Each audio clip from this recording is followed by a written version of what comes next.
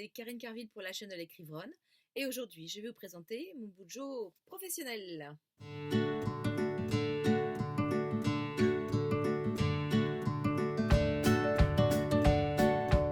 la dernière fois qu'on s'est quitté, j'étais en train de vous présenter mon bujo vert. Le bujo vert, c'était le bujo personnel et déjà en faisant celui-ci, j'avais commencé à penser que ce serait bien de tenir aussi un bujo professionnel. La question étant de savoir est-ce que c'était possible de tenir donc un bullet journal quand on était enseignante et quels seraient les avantages de celui-ci. On était un petit peu avant la Toussaint quand j'ai décidé de me lancer. J'ai donc acheté un nouveau Leuchtturm 1917 de couleur bleue.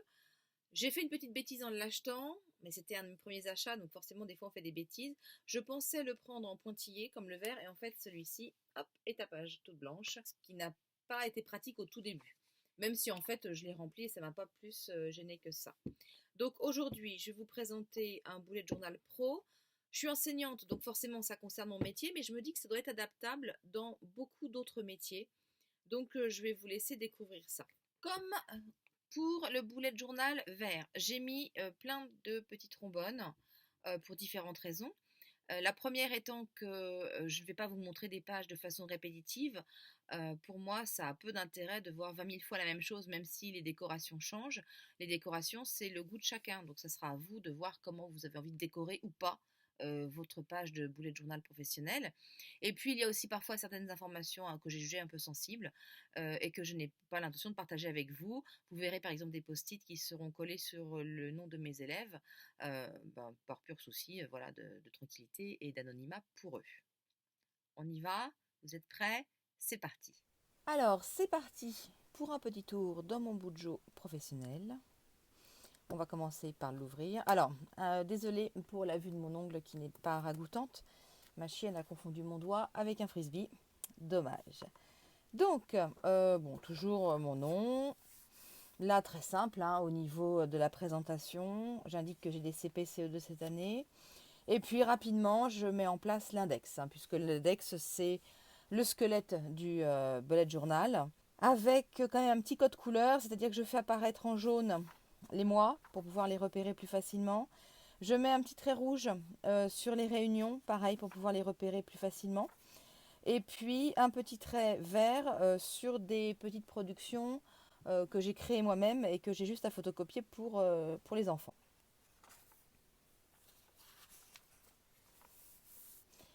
Donc j'ai noté des activités récurrentes, c'est-à-dire des sortes d'activités un peu ritualisées, de manière à savoir que tous les jours, à telle heure, il se passe ça. Ça m'aide pour l'emploi du temps. Je note aussi les rendez-vous pour les parents. Et donc, vous voyez, j'ai commencé en fait en fin de semaine du 13 au 14 octobre. Donc, ça arrive un petit peu abruptement, mais c'était aussi là un bujo d'essai, j'allais dire, hein. Le principe, c'est qu'à chaque fois, je mets une sorte de weekly, en fait, avec un emploi du temps sur la semaine. Puisque comme je travaille en élémentaire, l'emploi du temps n'est pas forcément fixe. Et quasiment tout de suite, je pense à faire une colonne à faire la semaine prochaine. Ça, c'est une colonne qui sauve quand on est enseignant, parce qu'au fil de la semaine, quand j'ai une activité que je n'ai pas finie, ou quand j'ai une idée de poursuite de cette activité un petit peu différemment de ce que j'avais prévu, hop, je le note. Et en fin de semaine, quand je monte le nouvel emploi du temps, c'est très pratique. Voici à quoi ressemble au départ une page par rapport à mon activité. Généralement, je délimite la pause méridienne ici, avec souvent un washi tape ou une petite décoration. Ce qu'on fait le matin côté CP, côté CE2, et l'après-midi côté CP, côté CE2. Tout de suite, je me rends compte qu'il faut que j'installe un petit mémo, c'est-à-dire un petit endroit où je vais pouvoir penser à faire des choses dans la journée ou pour le lendemain. Ça, c'est un gros point fort du bujo, de toujours pouvoir anticiper les choses et quand on a une idée, de pouvoir la mettre tout de suite quelque part. J'avais besoin de me faire un petit coloriage magique avec les CP pour qu'ils écrivent les lettres de leur prénom en attaché, voilà. Donc ça, le petit lapin, je l'ai fait sur le bullet journal le midi, tranquillement, pendant que j'avais un petit peu de temps. Et puis là, tout de suite, on voit aussi apparaître une to-do list. Alors là, j'ai caché parce qu'il y a des noms d'enfants qui sont là. Mais la to-do list fonctionne évidemment très bien en milieu professionnel. J'ai à présent à vous présenter donc une première vraie semaine. Donc ça, en fait, c'était la dernière semaine juste avant les vacances de la Toussaint du 17 au 19 octobre. Donc là, voici comment se déroulait la semaine, hein. Vous avez vu, on a travaillé que jusqu'au mercredi en fait. Et puis au lieu de mettre pour la semaine prochaine, bah là j'ai mis pour la rentrée. Et j'ai essayé de lister en fait toutes les choses que je voulais préparer pendant les vacances pour la rentrée du mois de novembre. On avait eu un conseil d'école cette semaine-là. Donc voici le résumé du conseil d'école en 2 pages, en 2 doubles pages. Et puis, pendant mes vacances, je fais ma progression pour voir où j'en suis et ce que je travaillais avec eux. Alors, en bullet journal, la petite astuce, quand on a une page comme ça très importante sur laquelle on sait qu'on va revenir souvent, c'est de mettre du washi tape des deux côtés parce que quand je referme, vous voyez, la ligne, elle est là, elle est claire. Et donc, hop, je retrouve facilement la page que je cherche. Donc ça, c'est une petite astuce qui fonctionne très très bien. Pendant mes vacances, j'ai listé aussi tous les documents que je souhaitais préparer pour pouvoir travailler avec mes CP et mes CE2 à la rentrée. Et puis, j'ai tenté aussi de faire un futur log comme je faisais dans mon bullet journal personnel. C'est-à-dire de mettre les mois, de mettre la date ici du mois, donc faire une petite croix dans le mois qui correspond, et puis de noter à côté sommairement ce que c'est que ce rendez-vous ou cet événement important. Très rapidement en fait, ce que je vois en tenant à la fois mon bullet journal professionnel et puis le bullet journal vert que vous connaissez qui est le bullet journal personnel, c'est que ça me pose un vrai problème.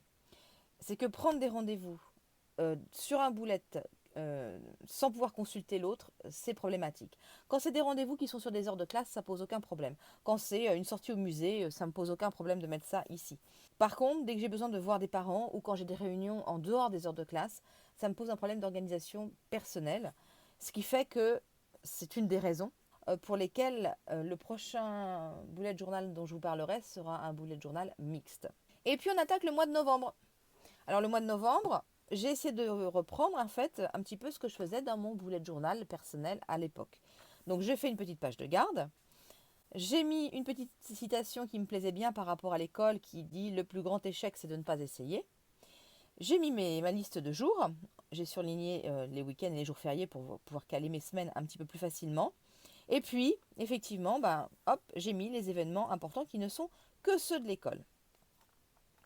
Voici la première semaine du mois de novembre. Donc ça, vous avez commencé à comprendre comment ça marche. Donc c'est pour ça que je ne vais pas vous montrer tous les weekly à venir. Mais juste pour vous montrer, voilà, comment on peut aussi décorer, s'amuser un petit peu quand on a le temps, parce qu'on n'a pas toujours le temps. Revoici donc une sorte de daily en fait, hein, c'est-à-dire le cahier journal. Alors nous, en enseignant, on appelle ça un cahier journal, hein. Et là, déjà, ça change un petit peu, c'est-à-dire que j'ai toujours mon petit mémo, mais j'ai aussi le à faire et je mets des horaires. C'est-à-dire qu'est-ce que je fais le matin avant l'école, vers 8 heures quand j'arrive, qu'est-ce que je fais à midi pendant que je déjeune, qu'est-ce que je fais le soir avant de repartir chez moi. De nouveau, une petite weekly, voilà, totalement différente. Autre chose de pratique pour le bullet journal professionnel, c'est de pouvoir gérer bien évidemment des listes et des collections. Là, c'est le travail autonome de mes élèves. J'avais assisté à une réunion d'information syndicale sur les permutations. Et ben, j'avais commencé à prendre beaucoup de notes en fait sur cette page-là. Et ce qui s'était passé, c'est que j'avais laissé une double page pour pouvoir assister à cette réunion-là, mais j'avais anticipé la suite de ma semaine. Donc j'avais commencé à écrire pour mon jeudi. J'avais préparé aussi des documents, vous voyez, voilà. Et donc j'étais un petit peu embêtée parce que c'est un des défauts et reconnu hein, du bullet journal.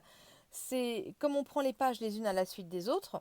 Eh bien, même en admettant qu'on laisse 2 pages en disant bon bah pour la réunion, voilà, j'écrirai là, bah, si on n'a pas assez de place et qu'on a continué le bullet derrière, eh ben on est un petit peu feinté. Mais l'astuce très simple, c'est en bas de la page, de la dernière page où on a écrit, mettre tout simplement où se trouve la suite de cette réunion. Donc moi, je sais que la suite de cette réunion, elle est page 56. Donc si je vais page 56, effectivement, j'ai la suite de ma réunion que j'avais écrite ce jour-là et même les pages d'après. Encore une petite weekly. Et puis dans le genre collection pratique aussi, je fais souvent des petits bilans en fin de semaine pour mes élèves. Les petits bilans de fin de semaine, ben voilà, quand je pense pendant la semaine à ce que je veux vérifier en bilan, et ben je me fais une petite collection finalement, hein. C'est comme une to-do list, hein, c'est pareil. Ce qui me permet au moment de préparer le bilan, juste de reprendre cette page-là et de me dire ah oui c'est vrai, en conjugaison je vais leur faire ça, en grammaire ça, etc. Côté très pratique aussi, tout ce qui est documents, enfin où il faut vérifier des listes. Alors là, j'ai caché les prénoms de mes élèves, mais là, on sortait au cinéma, on allait voir Le Roi et l'Oiseau. J'avais besoin de l'accord des parents, j'avais besoin que l'élève paye les 2,20 € du cinéma. Donc voilà, un petit tableau rapide. Encore une petite réunion, un conseil de cycle cette fois-ci. Encore un petit délice. Alors celui-là, je voulais juste vous le montrer pour vous montrer aussi que on n'est pas obligé de toujours mettre les choses en bas. Enfin, moi, il me restait un encart là qui n'était pas utilisé. Bah, mon petit mémo, cette journée-là, il est venu là. Et puis parfois, quand j'ai des documents que je trouve un petit peu au débeauté et qui me plaisent bien et que je veux utiliser pour plus tard, bah, pareil, je photocopie et je les colle. Ce qui me permet d'avoir une trace. Et puis le jour où je me dis, ah tiens, au fait, je vais pouvoir faire les documents de production écrite là, pour les CP que j'avais trouvés, c'est le moment de les faire. Eh bien, dans mon index, je sais où ça se trouve et je peux les retrouver facilement. Hop, encore un petit weekly donc de fin novembre cette fois-ci. Voici une autre semaine. Alors juste pour vous dire, voilà, je commence aussi à ajouter des cases rendez-vous et devoirs quand il y avait des leçons à prendre en plus du mémo, parce que ça peut être pratique. Un petit éléphant sur un jeu de son. Et puis quand on a des projets aussi, alors un PCP, c'est un parcours culturel de proximité, c'est avec la ville que l'on fait ça.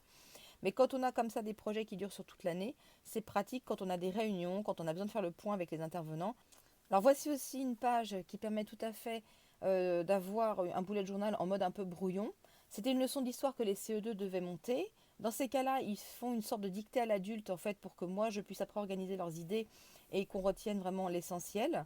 Donc là, là, le bullet journal typiquement sert un petit peu de cahier de brouillon et ça me permet après d'avoir une base pour le refaire à l'ordinateur le soir. Le mois de décembre est là, avec toujours une petite déco, voilà.